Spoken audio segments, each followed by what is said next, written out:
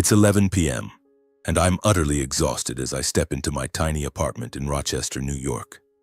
As a 32-year-old firefighter, I'm used to long shifts, but tonight was different. A ferocious blaze devoured an old warehouse on the outskirts, and we battled it for a solid 6 hours to put it out. The stench of smoke still clings to my clothes and skin like a grim reminder that death lurks just a breath away. I kick off my heavy boots, leaving them sprawled by the door, and shuffle into the living room. The room is pitch black, save for the faint glow of streetlights filtering through the window.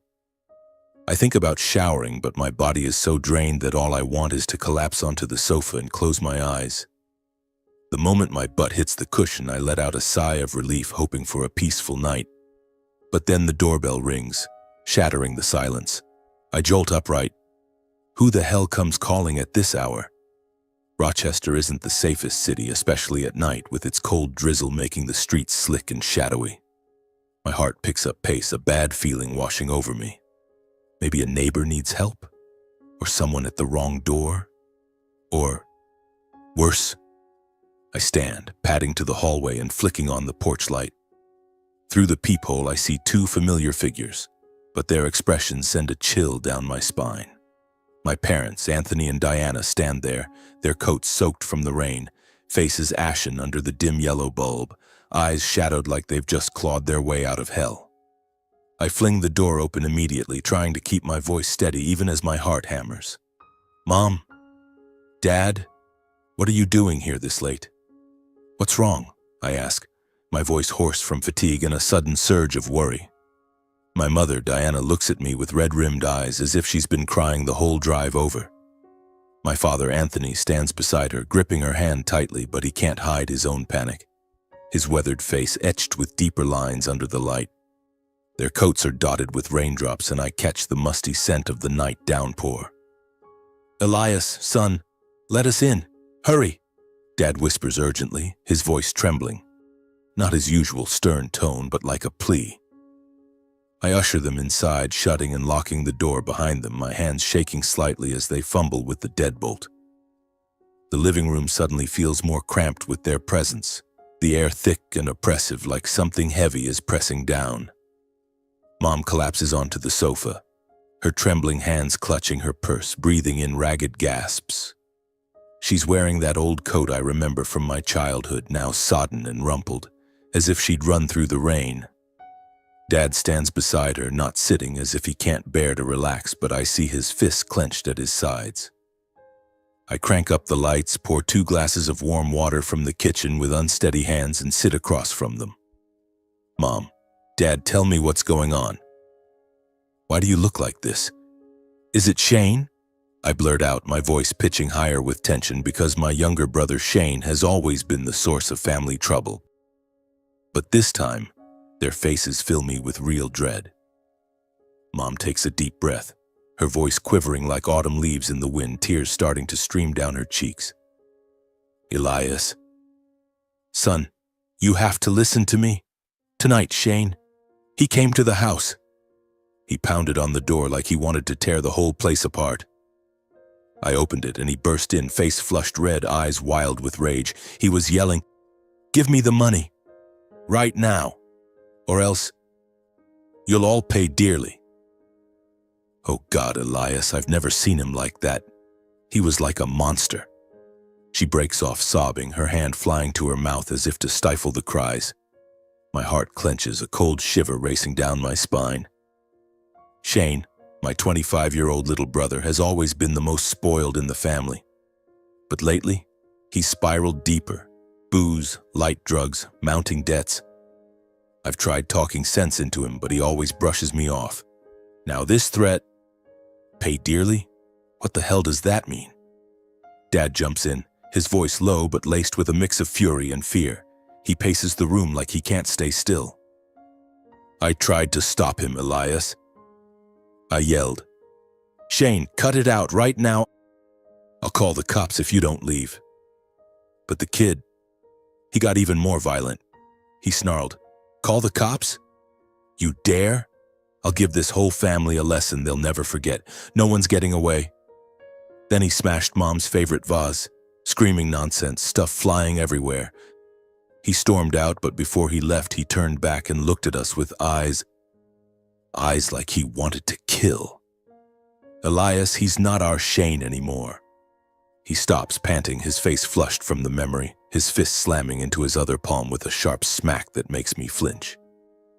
I sit in stunned silence, trying to process it all, but my mind reels. Why would he do that? What does he need money for? More debts? Mom, Dad, why didn't you call the police right then? I fire off questions, my voice rising with anxiety, gripping my glass so tightly the water sloshes. Mom wipes her tears, her voice cracking. I don't know exactly, son. But he looked so desperate. He screamed, "You think I'm joking? I'll make this whole family regret it." I was terrified, Elias. Terrified he'd hurt someone. Or himself. He could come back anytime. She grabs my hand, her palm ice cold and trembling as if it's about to shatter. I feel her fear seep into me like an icy current surging through my veins. We sit there in the quiet room, broken only by the patter of rain on the window. But the atmosphere is a powder keg ready to blow. Mom and Dad had driven through the stormy night to get here, over half an hour from their place in pouring rain and howling winds. They feared the worst was coming, and now they're warning me. But their warning sets my heart racing. Elias, you have to be careful. Listen to me, Dad says, his tone more commanding but laced with desperation. He sits beside me, locking eyes with mine. That boy Shane, he could come after you anytime. He knows you've got a steady job savings. Your mom and I are worried he'll hurt you if you don't give him money. Tomorrow, don't go to work. Stay inside, lock the doors tight. Don't go out alone, Elias. If he shows up, God, I can't even think about it. He shakes his head, his voice breaking at the end, his eyes, once the stern gaze of a tough man, now red with worry. I nod, but a nameless tension rises in my chest like something squeezing tight. The bad feeling surges back as if the darkness outside is lurking, waiting to swallow me whole. I get it, Dad. But what if he comes here? What do I do? Call the cops right away? I ask, my voice shaky, trying to stay calm, but my mind conjuring horrific images. Shane banging on the door, bursting in with wild eyes. Mom chimes in, her voice shrill with fear. Yes, son.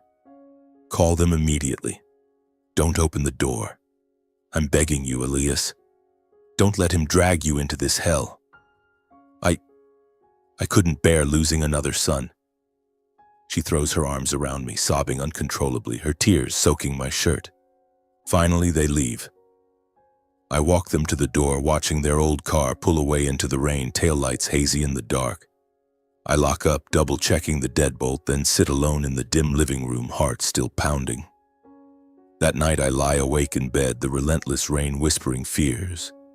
I think of Shane, the little brother who used to laugh with me by Lake Ontario, now a rage-filled stranger. This isn't over, I know it. What about tomorrow? I clutch the blanket, shoving away the worst visions. Pounding at the door in the dead of night, Shane's silhouette out there, death threats on his lips. But deep down I sense the storm gathering, and I'm at its eye, a trembling center of fear. I slump at the kitchen table, phone in hand, hesitating whether to call Shane. Shane, what the hell are you doing? Stop this. I imagine yelling into the receiver, but no. It's late, he's probably blackout drunk somewhere, and a call would only make it worse.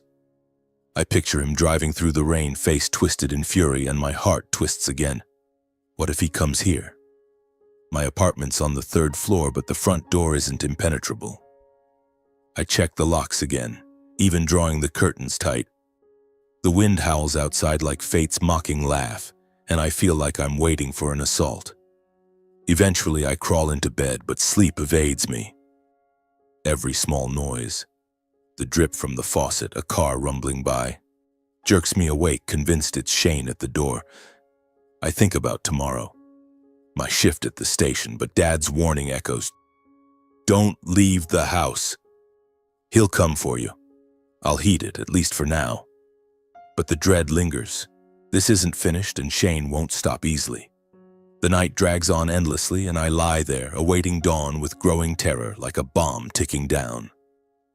My thoughts drift to childhood, making it all the more painful. Shane is a kid with his gap-toothed grin chasing me for a game of ball. "Come on, Elias, play with me." I taught him to swim in the lake, shielded him from school bullies. But then, as I took extra jobs to help the family, Shane started slipping. Mom and Dad always forgave, and I stayed silent. Now what? Am I to blame? The guilt cuts like a knife. The rain pounds harder, like heaven's tears. I pray for a quiet night, but deep down I know the nightmare has just begun. And tonight's confrontation is only the prelude to a greater tragedy. The next morning I wake up early despite barely sleeping all night. Dim light filters through the curtains, spilling onto the cold floor. And I open my eyes with a heavy sensation as if the entire world is weighing down on my chest. My body is utterly exhausted, but my mind is strangely alert, as if it's on edge waiting for something inevitable to unfold. I sit up, my bare feet touching the floor, the icy chill creeping all the way up to my head. My small bedroom now feels like a cage, secure but suffocating. Today I'll stay home. No going to work, no stepping outside, listening to Mom and Dad. I tell myself that, but the bad feeling still haunts me. Shane could be out there somewhere, looking for me. I sit down at the kitchen table, staring out the window. The rain has stopped, but Rochester's sky remains overcast and gray, the streets slick and glistening under the lingering streetlights. A few early morning cars zip by, their engines rumbling faintly like a reminder that the world keeps turning, while my life grinds to a halt. I think about my shift at the fire station today, the close-knit colleagues, the adrenaline-fueled calls, and wonder what they'll think of my sudden absence. I pick up my phone, thumb hovering over a text to call in sick. But then I pause. Wait, maybe no need to rush. Then the phone rings. The shrill tone slices through the silence, startling me so badly that my coffee mug nearly tips over. The screen lights up, my boss's number. My heart pounds, an invisible fear tightening around my throat. Why is he calling so early? What's wrong? I take a deep breath, answer, and try to keep my voice steady even as it trembles slightly. "Hello, Chief? What's up?" His voice booms through immediately, urgent as if racing against the clock, laced with barely concealed irritation. "Elias, where the hell are you? Why aren't you at the station? We've got a major incident here. Your brother, Shane Porter, just caused a scene. This morning, not even 7:30, he was pounding on the doors like a madman, screaming to see you right away. Where's Elias? Get him out here now.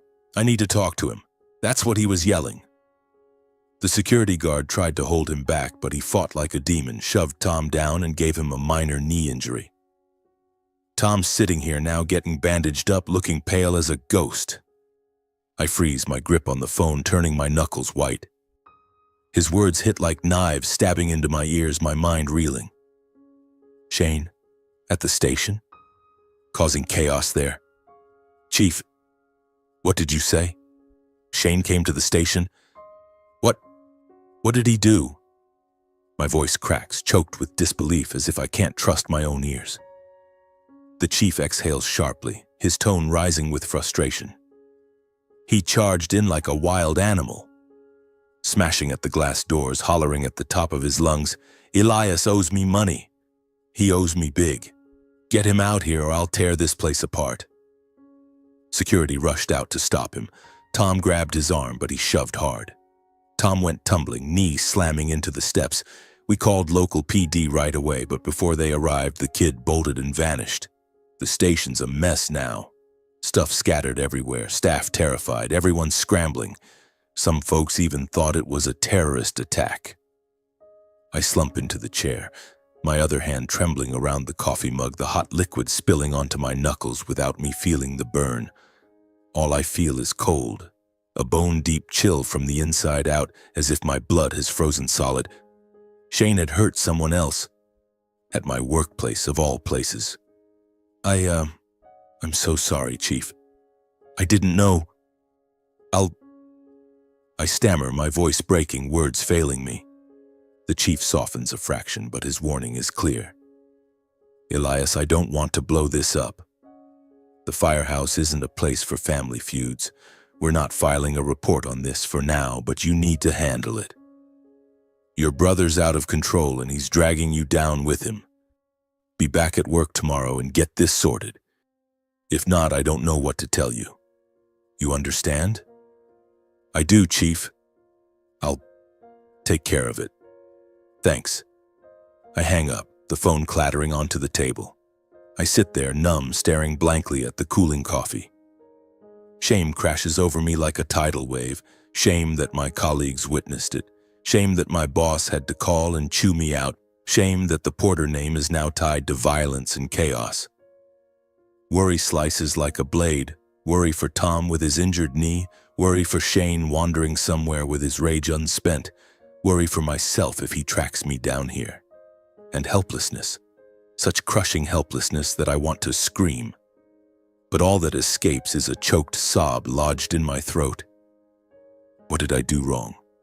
I tried to stay away, tried to keep quiet, but now it's all crashing down on me like a flood. In my head, Dad's words from last night echo like thunder. Don't leave the house, Elias. Lock the doors tight. That boy, Shane. He could hurt you. Now I get it. I get it down to the bone-aching pain. Mom and Dad's fears weren't unfounded. They were stark reality unfolding right now and worse than they'd described. I stand, checking the door again. Locked. Deadbolt secure. Curtains drawn. I turn on the TV, desperate for noise to fill the deadly silence, but the morning news is just weather and traffic. I close my eyes, whispering a prayer. Shane, if there's any sanity left in you, stop this. Before the whole family falls apart. I open my laptop, searching online. How to handle a family member with addiction and violence. Articles pop up. Maintain safe distance. Contact support services. Don't confront alone. I devour them, but each word cuts like a knife into my heart. That's my brother. The kid I shared a bedroom with, fought over toys with, hugged and cried with when Grandpa died. Then the doorbell rings abruptly. I jump, my heart skipping a beat. No, it can't be. The clock reads 8:45. Who? Shane? I creep silently to the hallway, pulse thundering like a drum, peering through the peephole with shaking hands. It's just my neighbor, Mrs. Mary, holding a plate of leftover toast. I exhale in relief, open the door to take it, mumbling a strained thank you with a forced smile, then slam it shut and lock it tight. My heart still races, cold sweat breaking out. I slide down to the floor, back against the wall, knees drawn up. Shame, worry, helplessness. They swirl together like a vortex. I think of Tom, the kind security guy who always joked around, now hurting because of my brother. I think of the chief. He'd trusted me, and now he's cleaning up the mess. I think of Shane. He used to be the good kid, acing math, dreaming of being an engineer. Now what? Booze, drugs, debts? They've twisted him into someone unrecognizable. Old memories flood back to me suddenly, like a torrent, sweeping away the fragile veneer of calm I desperately tried to maintain. They overwhelm my mind, so vivid that I feel like I'm reliving those days. The days when everything was still intact. Before the cracks began to spread. My father, Anthony Porter, a tall man with a weathered face. He used to be a railroad maintenance worker, toiling for the local rail company for 30 years. Braving rain and scorching sun to repair warped tracks under the bone-chilling cold of New York's winters. Dad was strict to the point where I sometimes thought he was forged from iron and steel. Laconic, but every word he uttered carried the weight of a hammer blow. He viewed discipline as the standard of life, just as he inspected every bolt on the rails to prevent accidents. Life doesn't forgive laziness, Elias, he'd often say, his voice low and unyielding. To him, everything had to be in order, meals on time, the house spotless, and his children self-reliant. He taught me how to fix a bicycle when I was just 8, and if I made a mistake, he'd shake his head. Do it again. There are no shortcuts. But with Shane, it was entirely different. Dad was gentler, as if the youngest was an exception in his book of discipline. I remember once when I was 15, I skipped school to play ball with friends. Dad found out and dragged me to the garage, berating me. You think life's a game? Without an education, you'll regret it tomorrow. He made me scrub the entire garage until late at night. My hands blistered from the scrubbing. But when Shane, then 8, stole money from Dad's wallet to buy candy, he just shook his head with a sad smile. The boy's still young, Elias. We'll guide him gently. I stood there, swallowing my resentment, but I didn't dare argue. Dad believed the baby of the family needed time to mature, that Shane's mistakes were just a rebellious phase that would pass. He'd often say, Shane's different from you, Elias. He needs more sheltering. And so he kept indulging him, paying off Shane's overspending debts as he grew older, as if it were his way of compensating for his own hard years. Then there was my mother, Diana, a gentlewoman with a warm smile and deft hands that had tended countless patients in the hospital. She was a retired nurse, but before that she'd worked in the emergency room for 25 years, witnessing every kind of life's agony. Mom was kind-hearted, always the bridge between Dad and us boys. I remember those family evenings gathered around the dinner table with Mom's favorite stew. Dad at the head, Mom beside him, Shane and me across from them. Shane was always the center of attention. He'd tell jokes, making everyone burst into laughter while I sat quietly eating. From a young age, Shane had been like that, pampered, forgiven, the heart of the family. Now he lives in a cramped apartment in Rochester's west suburbs, a damp place cluttered with junk. Shane had started college, majoring in engineering, but dropped out after just 1 year. After that, he bounced between odd jobs, delivery driving, bartending, then unemployment, surviving on money Mom and Dad sent. Impulsive and quick to anger, Shane lives recklessly, as if the world owes him. He started drinking at 20, got into light drugs like marijuana, and has even assaulted others. The more he was indulged, the deeper Shane sank into his wayward life. He saw money and pity as things to exploit, calling Mom for cash, promising to change, then getting blackout drunk again, racking up more debts. I'd witnessed it all, but chose to stay on the sidelines.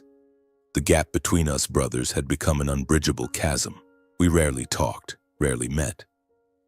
Shane envied my stable job at the fire station while I grew weary of his midnight calls begging for money. Hey, Elias, lend me some. I swear I'll pay you back. He'd slur over the phone. I sent money a few times, then stopped, and he'd rage. You're so stingy. You think you're better than me? Those words cut like knives, but I stayed silent, not knowing what to say. Now, in this quiet room with the faint light from the window casting shadows, I realize today's tragedy isn't from one night of losing control, but the consequence of years of misguided love. The small cracks from childhood, the favoritism, the indulgence, had widened into massive fissures, swallowing the whole family. I sit there, tears streaming down, thinking of little Shane chasing me by Lake Ontario, grinning ear to ear. Catch me, Elias. Who is he now? A rage-filled stranger threatening his own brother. I think of Mom and Dad. They sacrificed so much, but their blind affection turned Shane into a monster. And me? I'd been silent too long, letting it all slide to this point. About half an hour later, as I was trying to gather my scattered thoughts, the noise started. At first, it was a pounding thud, like someone slamming their fist against the hallway wall. Then came the cursing, crude and seething with rage, interspersed with the clinking of metal, maybe keys or something scraping against the door. My heart hammered in my chest, a chill racing down my spine. No way. I shot to my feet, my legs shaky as I crept to the hallway inside my apartment, ears straining to listen. The pounding grew louder, accompanied by a shout. Elias, open the door. I know you're in there. It was Shane's voice, slurred from booze but brimming with ferocity. I froze, steadying myself against the wall. He'd come. Shane had tracked me down here right in the middle of the day while I'd been trying to hide from this storm. I peered cautiously through the peephole, my heart thundering like a drum. There he was in the hallway outside, face flushed crimson like fire, eyes bloodshot and bulging with fury, his stance swaying as if he might topple over. He wore that ratty old jacket caked in grime and reeking of booze so strongly I could almost smell it through the crack under the door. In his hand was a broken glass bottle, probably a liquor bottle, and he was banging it against the wall, the shards clanging sharply against the metal. His face was twisted in anger, early wrinkles creasing around his eyes, his hair a wild, unwashed mess like he hadn't combed it in days. Shane, the little brother who'd once laughed and played with me, now looked like a cornered wild animal. My heart twisted, a mix of fear and heartache. How had he become this? How had we sunk to this point? He bellowed again, his voice echoing down the hall, making me flinch and step back. Elias, open up right now. I need to talk to you. Get out here, you coward. Shane spewed a torrent of curses, vulgar words I don't even want to repeat, demanding I come out and settle this like men. His voice pitched high, laced with drunken hiccups but dripping with menace. You think you can hide from me? I'll smash this door down. You owe me, Elias. Give me the money. I recognized the savagery in my brother's eyes. That bloodshot glare wasn't the Shane I knew anymore, but a desperate man's ready to do anything. My pulse raced, cold sweat breaking out, but I forced myself to stay calm. Don't open the door. Don't confront him. That was Dad's advice, and now I understood why. I shouted back through the door, my voice trembling but trying to sound firm. Shane, go home. You're drunk. I'm not opening up. Go sober up. But my words only fueled his frenzy. He pounded harder, the thuds booming like thunder, and screamed, You dare kick me out? I'm your brother. Open this door, or I'll make you regret it. The whole family's gonna pay. Shane kept rampaging outside, the shattering bottle ringing out shrilly, glass shards scattering across the hallway floor. He kicked at the door, the impact so forceful the whole building seemed to shudder. Neighbors began peeking out, curious faces appearing in windows and adjacent doorways. Mrs. Mary from across the hall cracking her door open, the old guy from downstairs craning his neck up the stairs, but no one dared approach. They whispered among themselves, eyes wide with fear, and quickly shut their doors as if not wanting to get involved. I got it. Who'd intervene with a raging, drunk young guy? I stood behind the door, heart pounding, hands shaking as I clutched my phone. I had to call the cops. No other choice. I dialed 911, stammering when the dispatcher asked, What's the emergency? My brother, he's banging on my door. He's drunk and threatening me. Please come quick, I whispered, keeping my voice low so Shane wouldn't hear. He was still howling out there. Elias, I'll wait for you to come out. You can't escape me. The wait for the police felt eternal. Each second was torture, the relentless pounding, the echoing curses, the fear clamping down on my chest like a vice. I imagined opening the door, Shane lunging in with those wild eyes, and it all ending in violence. Then finally the wail of police sirens pierced the air outside, shrill and slicing through the tension. Shane paused for a split second, but then resumed his yells. You called the cops? You dare call the cops on your own brother? You traitor! As the patrol car pulled up to the building, two officers stepped out, a tall man in a dark blue uniform and a younger woman. They ascended the hallway stairs, voices authoritative. Stop right there. Hands down and step back. Shane whirled on them, his face flushing even redder. This is my brother's place. I have a right to be here. Who the hell are you to interfere? He lunged toward them, staggering, but the officers swiftly subdued him gently, the man grabbing Shane's arm, the woman patting him down and confiscating the broken bottle shard. Shane thrashed, bellowing, Let me go! Elias, get out here. You letting them manhandle your brother like this? The two cops held him firm, voices calm. You're intoxicated. Calm down. We're taking you to the station to sleep it off. I cracked the door open just enough to watch, but said nothing. My heart still raced, fingers gripping the frame tightly. The female officer turned to me, asking a few quick questions. You're Elias Porter? This is your brother? Are you hurt? I nodded, voice hoarse. Yes, my brother. He's drunk and threatening. I called you.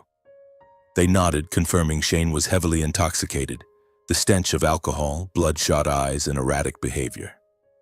We'll take him down to the station to cool off, the male officer said. He'll be released once he's sober, probably a few hours. Keep your distance, and if you need to, file a complaint. I nodded, avoiding Shane's gaze. Before they hauled him away, Shane twisted back to look at me, his eyes locking onto mine through the door crack, a mix of hatred and desperation like a wounded animal pleading for mercy. That gaze, red-rimmed, glistening with tears amid the fury, burned into me, unforgettable. It wasn't the look of an enemy, but of a lost little brother crying out in his madness. Elias, you, he whispered, voice breaking before they pulled him along. I shut the door, leaning against the wall. The tense confrontation was finally over. I sat there in the now quiet apartment, ears still ringing from the pounding. The hallway outside was littered with shards, and neighbors murmured in hushed tones. I grabbed my phone and called Mom and Dad, voice shaking. Mom, Dad. Shane just showed up here. I called the cops. Mom burst into tears. Oh my God, my son. Dad was silent for a moment, then said, You did the right thing, Elias. That night, sleep eluded me once again. I lay awake in bed, the howling wind outside the window sounding like Shane's screams. His eyes kept flashing in my mind, jolting me awake multiple times. I thought of Amber, Shane's girlfriend, the young woman who'd been living with him for over a year. I'd met her a few times, a gentle girl with long hair and a warm smile, always trying to pull Shane out of his alcohol spiral. Elias? Shane's trying to change, she'd said once, her voice full of hope. Where was she now? Did she know what was happening? A vague worry gnawed at me, but I pushed it away. Maybe she was at a friend's place, steering clear of Shane's madness. The next morning I woke with dark circles under my eyes, my body drained as if all strength had been sapped from it. Weak sunlight filtered through the curtains, casting onto the floor, but it couldn't dispel the shadows in my heart. I brewed coffee, took a bitter sip, and then the phone rang. An unknown number, from the police station. My heart pounded as I answered. The male officer's voice from yesterday came on, calm. Mr. Elias Porter? We're notifying you that Shane Porter was released from the station last night. He sobered up. We advised keeping your distance. Call if there's any issue. I froze, gripping the phone tightly. Released? Last night? Where was Shane now? Would he come back? Thanks, I mumbled, then hung up. Unease surged like a tidal wave. Shane was free and his anger was still burning. A bad feeling urged me. I had to go to his place, check if he was okay. Maybe talking when he was sober would be different. I knew it was dangerous, but blood ties made it impossible to sit still. I threw on my jacket, grabbed my keys, and stepped out the door with a racing heart.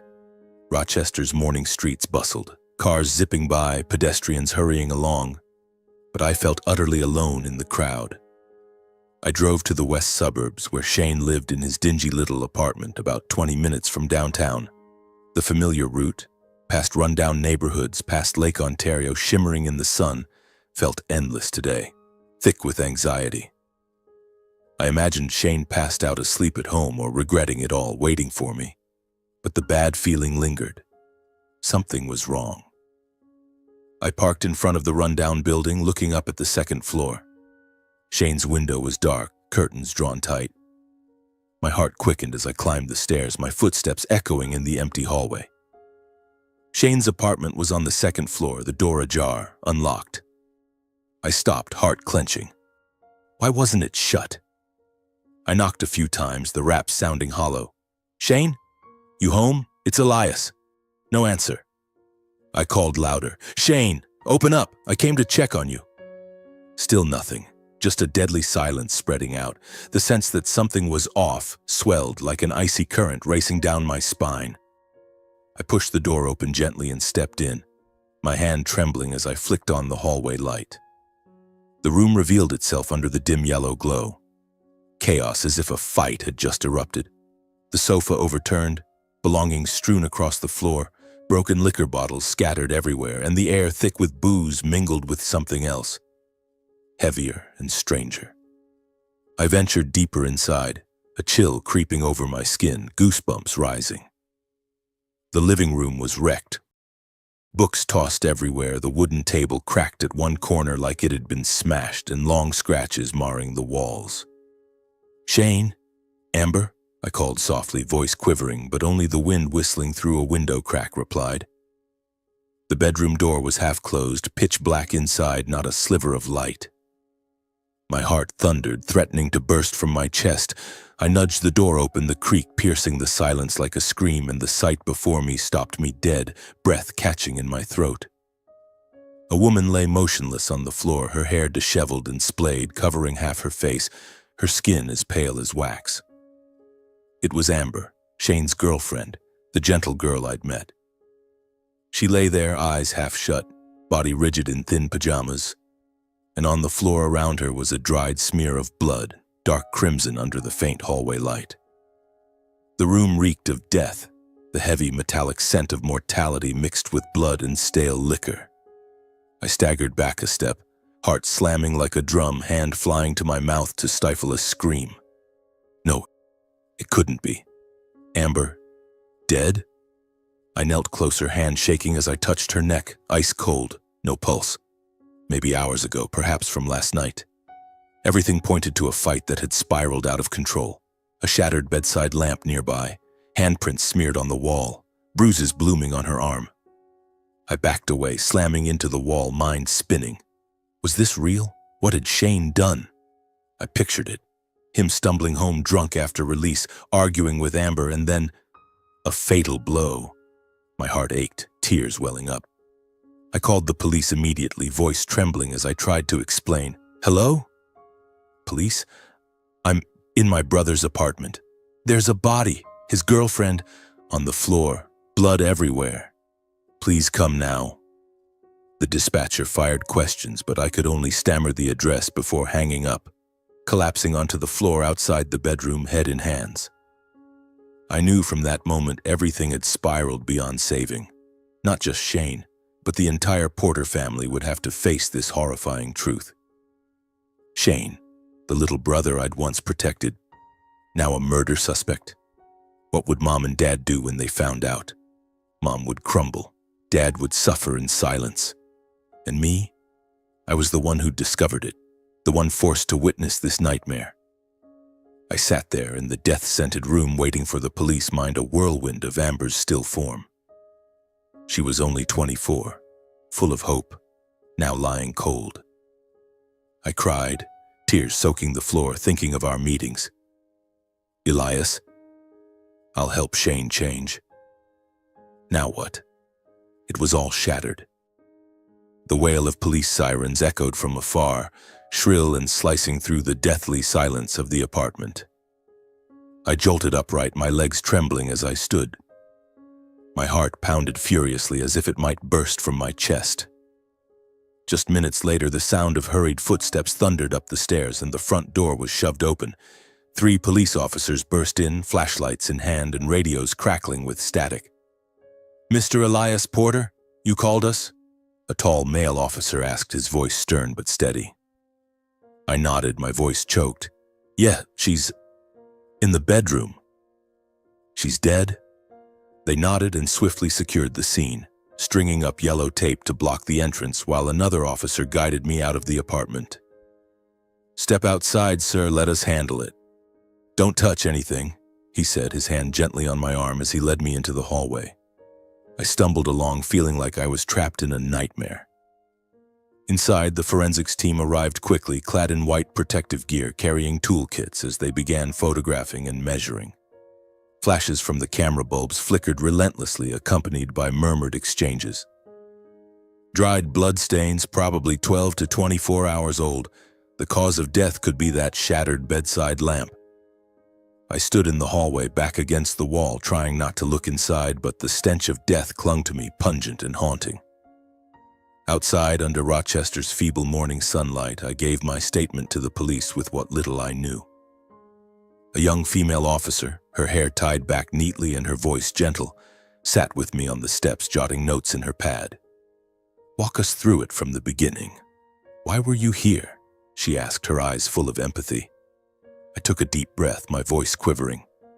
"Shane's my brother. Yesterday, he caused a scene at my place. I called you guys to take him away. This morning, they told me he was released last night. I was worried he'd do something stupid, so I drove over to check on him. The door was ajar. I pushed it open and saw Amber there." I paused, tears welling up again, my hands clenching into fists. She nodded, probing further. Amber was Shane's girlfriend? How long had they lived together? Any recent arguments? I told her everything, the times I'd met Amber, Shane's impulsive temper, the alcohol and drugs, the threats over the past few days. He was demanding money, threatening the whole family. But I never imagined it had come to this. My voice broke at the end. She scribbled quickly, then reassured me. "You did the right thing calling us. We'll take it from here." But inside, the guilt churned like a storm. If I'd come earlier, if I'd stopped Shane yesterday, maybe Amber would still be alive. The investigative team quickly issued a BOLO for Shane Porter, the primary suspect in the homicide. I overheard them on the radio.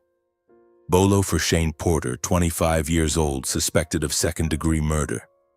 Photo and details to all area posts. Maybe in hiding, possibly intoxicated or under the influence. Approach with caution. He could be aggressive. They pulled Shane's photo from the previous night's file, his flushed face, bloodshot eyes, and disseminated it rapidly. I sat there watching them work, my mind reeling. Shane, the little brother I'd taught to swim in the lake, now a wanted man. I pictured him fleeing somewhere in the suburban woods or a dingy bar, heart racing in terror. "Where might he be?" the female officer asked me. I shook my head. "I don't know. Maybe a friend's place or hiding somewhere." They nodded and pressed on, but fear swelled in me. What if they caught him? Prison? And if not, would he come back for me, for Mom and Dad? One officer asked me to accompany them to my parents' house for family verification and additional statements. "Come with us, sir? We need to speak with your parents to confirm Shane's details and get supplemental statements," he said, his tone professional. I agreed quietly, though my heart felt like lead. I climbed into the back of the patrol car, staring out the foggy window. The drive to Mom and Dad's, through familiar neighborhoods past the glittering Lake Ontario, now felt like a descent into hell.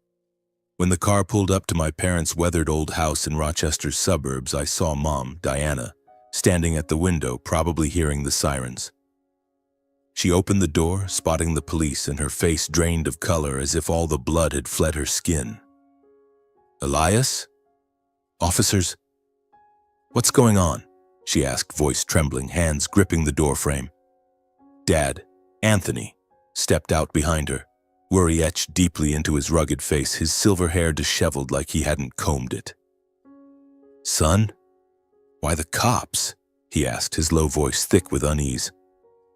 I stood behind the two officers, heart twisting as I looked at them, both aged visibly after days of fretting over Shane. The male officer delivered the news concisely, his voice calm but grave. "Mrs. Diana, Mr. Anthony Porter? We're from the Rochester PD. We're sorry to inform you that your youngest son, Shane Porter's girlfriend, has been found deceased in his apartment. Elias here discovered her. We're investigating a homicide and Shane is the primary suspect. We need statements from you to verify family details and information." His words landed like a bomb, reverberating in the quiet street. Mom staggered back, fingers digging into the doorframe until her knuckles whitened, tears streaming endlessly. No, it can't be. My Shane? A murderer? Amber? Oh God. She sobbed hysterically, her body shaking as if she might collapse. Dad stood frozen, hand clutching the edge of a nearby table for support, his face ashen, the lines on it deepening in the sunlight. Shane. Not the boy. He couldn't, he muttered, voice breaking, eyes reddening. I stood behind them, witnessing it all. Mom's sobs, Dad's stunned silence. And it tore at me like a knife. I wanted to rush forward and hug them, to say something comforting. Mom, Dad, I'm sorry. I couldn't save her. But the words stuck in my throat, unspoken. I just stood there, tears rolling down my face, helplessness enveloping me. The officer asked a few basic questions. Do you know where Shane might be? Any recent contact? Dad shook his head. No, he hasn't answered. Mom wept. Shane's a good boy. He just drinks too much. They took notes, then left, leaving the three of us in the old house, the air heavy as lead. With the police gone, the three of us, me, Dad, and Mom, faced each other in the familiar living room, scented with stale coffee and aged furniture. Mom collapsed into a chair, sobbing, Oh, Shane. My son, how did this happen? Poor Amber. But Shane. There must be some misunderstanding. He couldn't have killed her. She expressed her shock and disbelief, face pale, but even then she worried for Shane. Where is he? Out there alone, cold. I have to call him. She grabbed her phone, dialing Shane's number, but it rang endlessly unanswered. Shane, baby, pick up for Mommy, she cried, voice cracking. Dad sat beside her, silent for a long while, then said, Diana, calm down. Shane, he'll be okay. He's probably scared, hiding somewhere. We have to help him. He tried calling too, but no answer. Their demeanor, shocked but still protective of Shane, still seeking ways to shield him, showed the indulgence lingered even now that he was a killer. He's the baby. He needs us, Mom whispered, wiping her tears. I sat across from them, pain surging like a blade. I shuddered at visions of what could have happened to me or to Mom and Dad if Shane had lost control in those earlier days, when he'd come looking. What if yesterday at my place he hadn't just banged on the door but broken in? What if he'd shown up at Mom and Dad's in that rage? Mom, Dad, Shane's very dangerous now. He killed Amber. We have to accept that he's a murderer, I said, voice trembling. We sat there in the silent room waiting for news from the police. Mom cried, Dad stayed quiet, and I ached. The truth was laid bare, and it was ripping our family apart. 2 days after the incident, I was still living in a state of exhaustion and endless waiting, like a prisoner in my own home. Sleepless nights stretched on, the image of Amber lying motionless on the floor replaying vividly, the stench of death lingering inescapably. I ate little, slept less, just sitting and staring at my phone waiting for a call from the police. My job at the fire station, I'd taken a few days off, and the chief was completely understanding. Take the time, Elias. Family comes first. But the rest only made things worse. My mind spun in circles. I tried to find some peace, but it was futile. Fear still lurked. Where was Shane? Would he come back? Would he hurt someone else? By the afternoon of the third day, as I sat at my parents' house, we were preparing dinner, the phone rang. The number from the police station. My heart pounded, hands trembling as I answered. Mr. Elias Porter, we've apprehended Shane Porter at an abandoned gas station off Interstate 490 about 20 miles from Rochester. The male officer's voice came through, calm but gravely serious. He didn't resist. We need you at the station for identification. I froze, gripping the phone until my knuckles turned white. I lied to Mom and Dad, saying I had an urgent errand. Then I drove to the station, the road stretching endlessly under the slate-gray sky, my heart racing. I worried. How would Shane be? Would he regret it? Or was he still furious? The police station loomed ahead, a cold concrete building with flickering neon lights. I walked in, and the officer led me down a long hallway, the air thick with the smell of coffee and old paperwork. "He's in interrogation. You'll ID him first," he said. Shane had been sitting in his beat-up old pickup truck, clothes stained with dried blood, offering no resistance when arrested. That's what the officer told me as he escorted me in. He'd been found huddled behind the wheel, eyes red-rimmed and staring blankly like a lost ghost on the deserted highway. When the police approached, he just nodded and raised his hands for cuffs without a word of protest. He looked exhausted, probably worn out after 2 days on the run, the officer said. I nodded, but my heart ached like it was being carved out. Shane, the little brother who'd once run around joyfully, now handcuffed, his shirt crusted with the blood of his own girlfriend. I confirmed his identity through the one-way glass. Shane sat there, head bowed, hair disheveled, face gaunt with dark circles under his eyes. "That's my brother," I whispered, voice choked. In the interrogation room, Shane sat silently, exhaustion etched across his features. Shoulders slumped, hands cuffed to the table, eyes fixed on empty space. The police questioned him about the night of the murder, voice stern. "Shane Porter, tell us about that night. What happened to Amber Collins?" Shane was quiet for a long time, breathing heavily as if wrestling with something inside. I stood outside, watching through the glass, heart twisting. Then he lifted his head, voice hoarse, and confessed. We argued," Amber said. "She had a new boyfriend. Wanted to leave me. I got angry. I grabbed the bedside lamp from the table and swung it at her head. Just once. I didn't think. When I realized she was motionless, blood pooling, I panicked. I ran, drove around aimlessly. His words came in fragments interspersed with sobs but clear, a painful admission. The police took notes, pressing for details. "Why the argument? What did she say?" Shane shook his head. "She called me useless, drunk all day. Said there was someone better. I lost control." I stood there, tears streaming down. Shane had confessed. Not an accident, but blind rage. The statement recorded his confession, and the evidence at the scene was enough to hold Shane Porter on charges of second-degree murder. Fingerprints on the lamp match, blood on his clothes, and his account lines up with forensics, the officer told me afterward.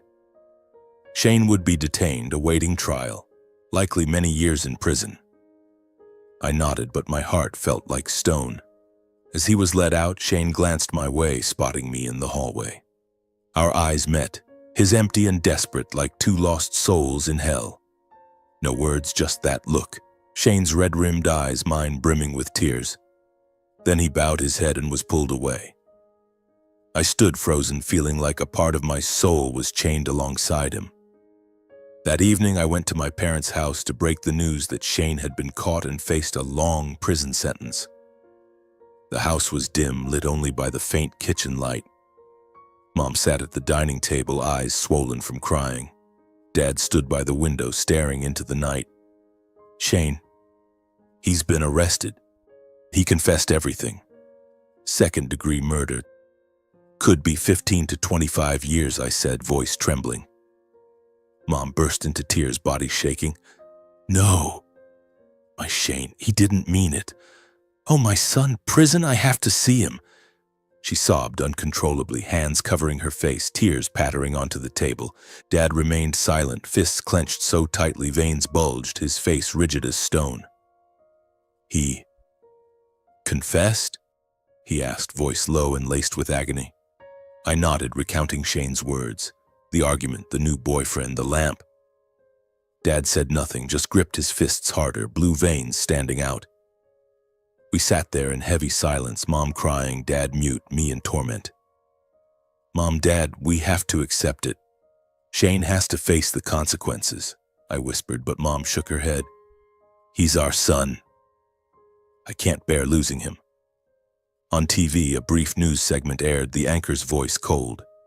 Shane Porter, 25, of Rochester, has been detained in connection with the death of his girlfriend, Amber Collins. Police say Porter confessed to the act during an argument. The case is under further investigation.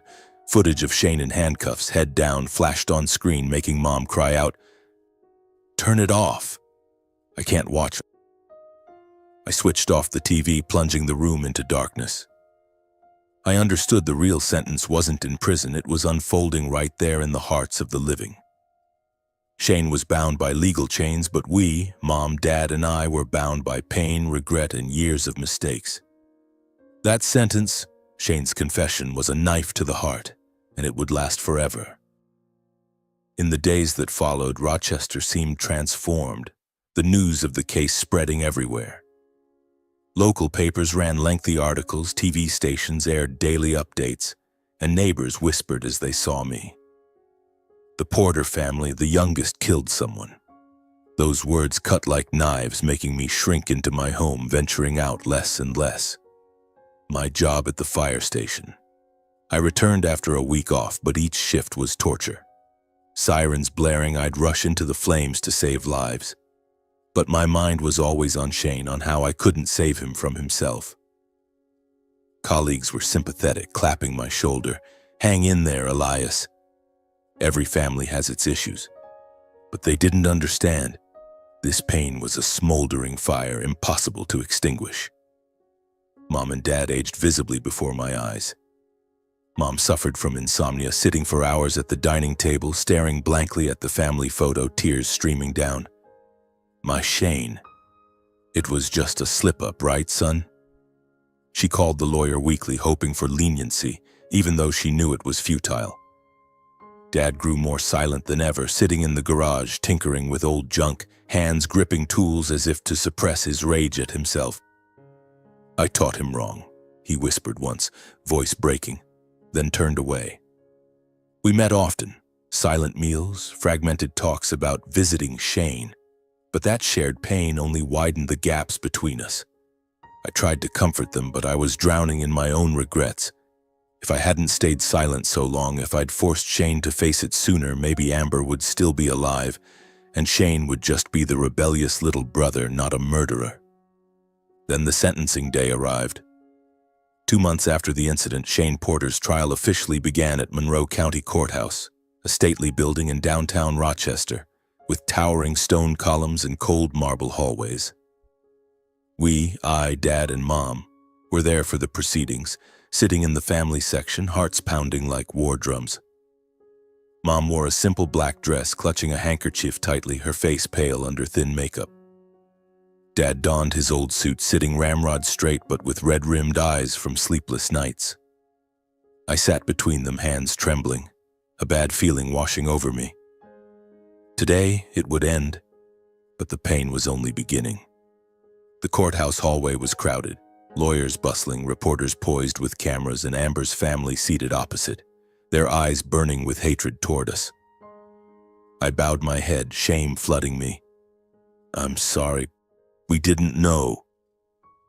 The trial started at 9 a.m., the atmosphere heavy like a storm about to break.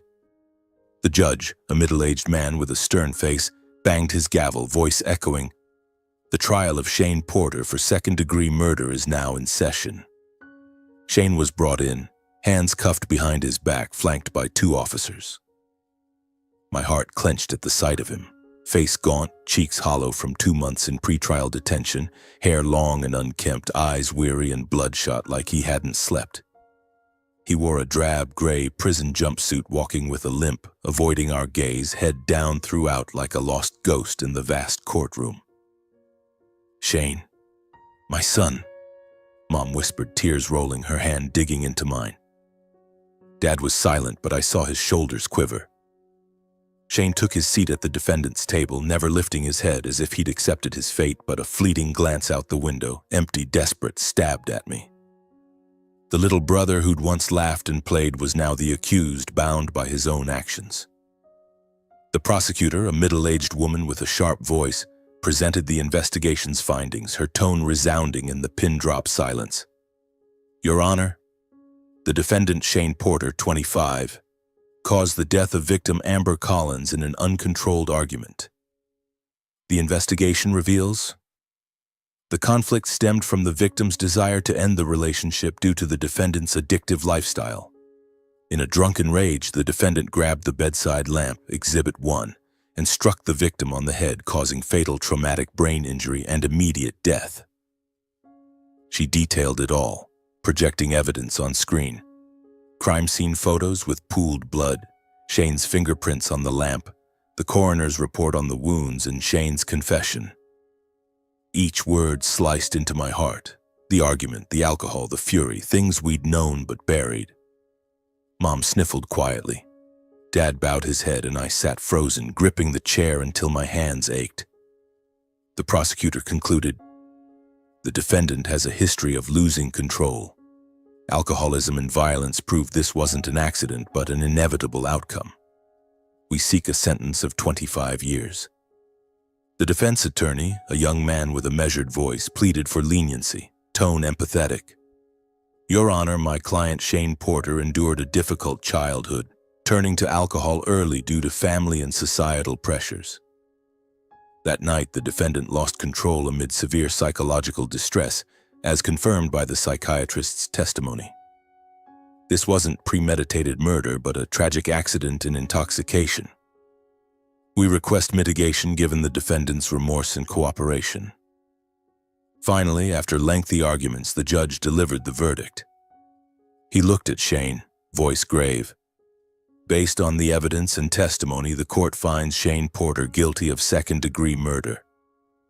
Sentence, 20 years imprisonment, no early parole." The words crashed like thunder, echoing through the room. Shane sat motionless, no reaction, just his head dipping lower, shoulders trembling faintly in acceptance. No shouts, no tears, just deadly silence. As the officers let him out, Shane glanced back at the family one last time, his eyes meeting mine, Mom's, Dad's, full of agony, regret, and despair. Then he bowed his head and shuffled away, the chains clinking. Mom wailed, "Shane, my boy." Dad stayed silent, but tears traced down his cheeks for the first time I'd seen him cry. I sat there, numb, feeling like a piece of my soul was being dragged away with him. After court adjourned, the media swarmed the hallway, reporters descending like bees, cameras flashing, mics thrust forward. "Mr. Porter, how's the family feeling? Did Shane show remorse? What does Amber's family say?" The clamor, blinding flashes made Mom tremble. I supported her out, arm around her tightly, shoving through the crowd. "No comment." Dad followed, silently pushing reporters aside, face set like stone, not a word. We slipped out the back door into the car, driving home in silence. Only Mom's sniffles, Dad's heavy breaths, and my pounding heart breaking it. No one spoke on the way. Words were meaningless now, just that shared pain enveloping us. Back home, we sat in the dim living room, lights off. Mom cried herself to exhaustion and dozed off on the sofa. Dad stood by the window, staring into the dark. "I got it wrong, Elias?" he whispered, voice cracking. I hugged him, tears falling. "We all did, Dad." The night dragged on endlessly and the tragedy spoke, not in the courtroom, but right there in that house. Time passed, but that sentencing day haunted me forever. Justice and tragedy spoke together, and we listened in agonizing silence. A few months after the trial, as Rochester's autumn painted the leaves red, I decided to visit my brother for the first time since the verdict. I didn't know why I went. Perhaps to hear one last word from him, to let him say what was left unfinished, or just to close it all, so I could go on living without the memories tormenting me. The decision came suddenly one morning when I woke from a dream of little Shane chasing me by the lake. "Elias, wait for me." I sat up, pillow soaked with tears, and an intuition urged me. I had to see him, look into his eyes one more time. I called the prison and scheduled a visit. I drove alone to the suburban facility, the road stretching endlessly through withered golden fields, my heart pounding like a drum. Anxiety swelled. What would Shane be like? Would he be angry at me? Remorseful or just hostile? I gripped the wheel tightly, cold sweat breaking out, imagining the encounter. Him yelling curses or sitting in silence with his head down. "What are you here for? To laugh at me?" I pictured him saying, and my heart ached. But I went anyway because deep down I needed closure, to say the words I'd never spoken. The prison loomed ahead, a grim gray concrete fortress surrounded by towering razor wire fences, harsh lights glaring even in daylight. The air was oppressive, thick with the scent of metal and dampness, the clang of iron gates echoing. I went through security, emptying pockets, surrendering my phone, passing through the metal detector, my hands shaking as I signed the log. "Visiting room 3. Wait there," the guard said, voice flat. I entered the waiting area, a small room with peeling white walls, hard plastic chairs, and a thick plexiglass barrier dividing the sides. I sat down, heart racing, staring through the glass at the empty space opposite, where Shane would appear. The nervousness was like my first fire call. No idea what awaited, just fear and a sliver of hope. The door on the other side creaked open, chains rattling, and Shane was led in by 2 guards. He wore a faded orange prison jumpsuit, hands uncuffed but his gait limping, his face even more gaunt than at trial. Hair long and tangled, dark circles under his eyes like he hadn't slept in months. When he saw me, Shane's eyes flickered. First surprise, then a mix of remorse and shame. He immediately bowed his head, avoiding my gaze. "Shane," I whispered through the microphone, voice trembling. He sat in the chair opposite, separated by the thick barrier. No anger left in his eyes, just exhaustion and a sadness that stretched like an endless river. We sat facing each other in silence for a long while, only our heavy breaths crackling over the speaker. The air was thick, like an invisible hand squeezing my throat. Shane lifted his head, voice hoarse. "Bro, why'd you come?" "To see how pathetic I am." His words weren't aggressive, just weary, like a man drained after a storm. I shook my head, tears rolling. "No, Shane. I came to see you. To talk." He looked at me, eyes wavering, remorse flashing, shame making him drop his gaze again. "You didn't have to come. I don't deserve it." Shane took full blame, his voice halting, laced with agony. "Elias, I was wrong. It's all my fault. I killed Amber, in a fit of rage. I couldn't control it. Every night here I think about her, about what I did. I'm just sorry for dragging the whole family through this shame. Mom and Dad, they have to bear the disgrace because of a son like me. And you got pulled into this pain, had to witness it all. I'm sorry, bro. Sorry for everything." His words cut like knives, tears tracing down his hollow cheeks, hands clenching into fists on the table. I listened without interrupting, heart aching with every syllable. That apology came too late after Amber's death, after 20 years behind bars. But at least it showed some remnant of humanity in Shane, some conscience amid the hell he'd created. I looked at him, remembering little Shane grinning. "Elias, play with me." Who was he now? A prisoner, but still my brother. I spoke briefly, voice shaking but resolute. "Shane, I heard you. The apology's late, but I accept it. I just want you to keep going here, own the consequences. Learn to change, read books, learn a trade or something. And if there's a chance, 20 years from now or sooner, find a way to rebuild your life when you get out. Don't let it all be for nothing." My words were simple but heavy with emotion. No blame, just advice from a big brother, from the one who'd once protected him. Shane nodded, tears pattering onto the table. "You're right, bro. I'll try. Thanks for coming." We sat in silence, eyes locking through the glass. No more anger, just lingering sorrow. I looked at him long and hard, like gazing at someone once familiar, now forever changed. The Shane of childhood, of smiles, now a gaunt inmate but with a flicker of hope in his eyes. Visiting time ended. The guards led Shane away. He turned for one last look, mouthing, "Take care, bro." I nodded, tears falling, and he vanished behind the iron door. As I stepped out of the prison into Rochester's overcast sky, I felt a slight lightness, not from forgiveness, but because we'd finally said what was left unsaid. The apologies, the advice, the looks, they untied a knot even as the tragedy remained. I drove home, autumn wind chilling through the window, and for the first time in months I felt a touch of peace. Shane behind bars, but his soul and mine a little freer. Time passed, but the Shane Porter case gradually receded into the past, like a scar fading on the skin, still tender and aching with every touch. In the months following that visit, I tried to keep living, not just surviving, but living to mend what could still be mended. In those months, I realized that tragedy never starts in a single day, but from the small silences, cover-ups, and indulgences people dismiss as harmless. I sat alone in my apartment, staring out at the rain pattering against the window, and memories flooded back like a deluge. The time Shane stole money and Mom hid it. The time he crashed his car drunk and Dad paid off the damages. The time he assaulted someone in a bar and I quietly bailed him out. Those little things, he's still young, he'll change, built up into a ticking time bomb, and the Amber case was the deafening explosion. I shuddered, cold sweat breaking out, imagining if we'd said enough sooner. If Dad had been stricter, Mom hadn't covered for him, and I hadn't stayed silent.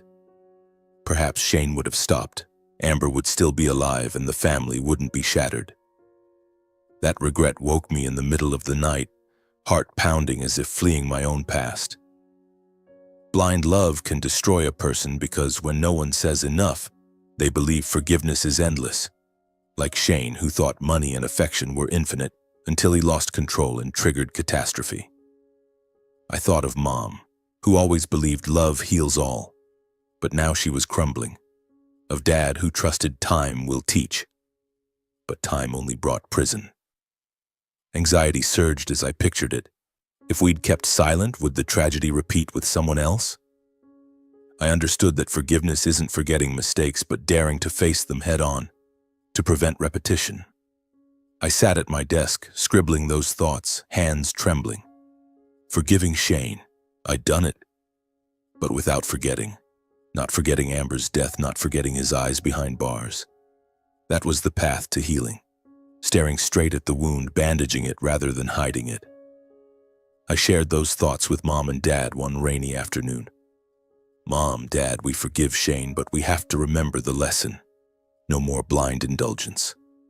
Mom cried. You're right. I was wrong. Dad nodded, voice low.